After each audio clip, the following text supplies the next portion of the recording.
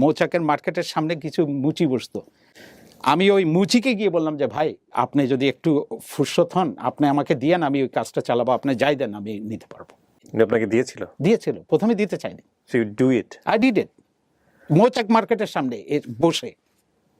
কে চিনে? ও মাই গড, এগুলো তো আমি মানুষের এত গল্প জানি, বাট এই লেভেলে this is 100% purely extreme.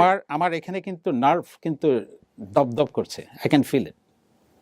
Why? এইভাবে সত্যি করে এইভাবে ওপেনলি আমি কাউকে বলিনি আসলে। এইভাবে উনি আমাকে শোয়ায় এনে আমার গলার উপরে দিয়ে বলছে যে তুই মা ডাক, নালে এখন তোকে আমি দেবো।